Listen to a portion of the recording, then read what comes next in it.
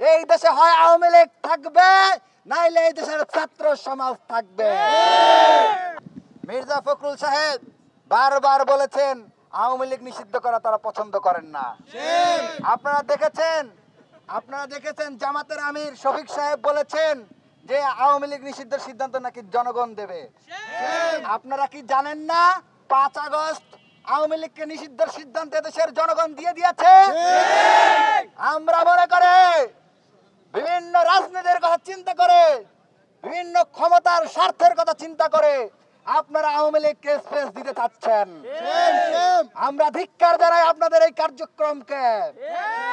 5 August ছাত্র জনতা সিদ্ধান্ত দিয়ে দিয়েছে এই দেশে হয় আওয়ামী লীগ থাকবে, নাইলে এই দেশের ছাত্র সমাজ থাকবে।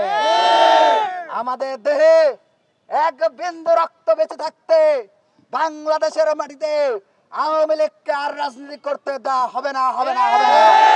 অবিলম্বে আওয়ামী লীগ নিষিদ্ধ করতে হবে, নিষিদ্ধ করতে হবে। অবিলম্বে আওয়ামী লীগ, অবিলম্বে খুনি লীগ নিষিদ্ধ করতে হবে, নিষিদ্ধ করতে হবে। অবিলম্বে খুনি লীগ। সংগ্রামী ছাত্র জনতা, আপনারা জানেন 5 আগস্টের পরে 2000 শহীদের রক্তের ম্যান্ডেট নিয়ে বর্তমান অন্তর্বর্তীকালীন সরকার এসেছিল। কিন্তু অত্যন্ত দুঃখজনক হলেও সত্য, গত 7 মাসে গণহত্যার বিচারের দাবিতে ওই 2000 শহীদের, ওই 2000 খুনের বিচারের দাবিতে কোনো দৃষ্টান্তমূলক পদক্ষেপ নিতে আমরা দেখি নাই। এটা আমাদের জন্য লজ্জাজনক। আমরা দৃঢ়ভাবে বলতে চাই, আপনারা 2000 শহীদের রক্তের উপর দাঁড়িয়ে এই ধরনের আত্মঘাতী সিদ্ধান্ত নিতে পারেন না। সংগ্রামী উপস্থিতি, আমরা এটাও দেখেছি সরকারের বিভিন্ন উপদেষ্টা আসিফ নজরুল সাহেব সহ আরো বিভিন্ন উপদেষ্টা বলছেন তারা আওয়ামী লীগ নিষিদ্ধ করতে চান না, এবং তারা মন্তব্য করেন, তারা বলেন যে আওয়ামী লীগ নিষিদ্ধ করা নাকি সমীচীন নয়। আমরা ধিক্কার জানাই আপনাদের এই ধরনের সিদ্ধান্তকে। আপনারা মূলত শহীদের 2000 শহীদের রক্তের সাথে 15,000 থেকে 20,000 আহত ভাইয়ের রক্তের সাথে বিশ্বাসঘাতকতা করেছেন। উপদেষ্টার আজকের এই বক্তব্য যে তিনি বলেছেন আওয়ামী লীগ নিষিদ্ধের কোনো পরিকল্পনা এই সরকারের নাই, আমি মনে করে, ছাত্র সমাজ মনে করে উপদেষ্টার এই বক্তব্য 2000 শহীদ, প্রধান উপদেষ্টার এই বক্তব্য 2000 শহীদ এবং 15 থেকে 20,000 আহতের রক্তের সাথে বিশ্বাসঘাতকতার সামিল।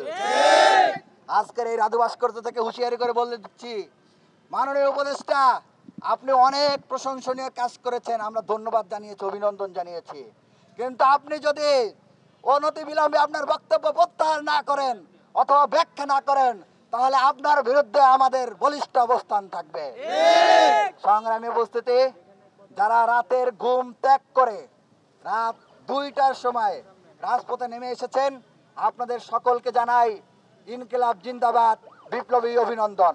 এবং একই সাথে পরবর্তী কর্মসূচি ঘোষণা করছি, আগামীকাল বিকাল 3টায়, আগামীকাল তথা আজকে 21শে মার্চ বিকাল 3টায় এই রাজু ভাস্কর্যে আওয়ামী লীগ নিষিদ্ধ এবং গণহত্যার বিচারের দাবিতে বিক্ষোভ সমাবেশ অনুষ্ঠিত হবে। সারা দেশের ছাত্র জনতা এবং স্কুল কলেজের শিক্ষার্থীদেরকে উদাত্তভাবে আহ্বান জানাবো, আপনারা নিজ নিজ স্কুলের সামনে, নিজ নিজ কলেজের সামনে, নিজ নিজ বিশ্ববিদ্যালয়ের সামনে আওয়ামী লীগ নিষিদ্ধ এবং জুলাই গণহত্যার বিচারের দাবিতে রাজপথে নেমে আসুন।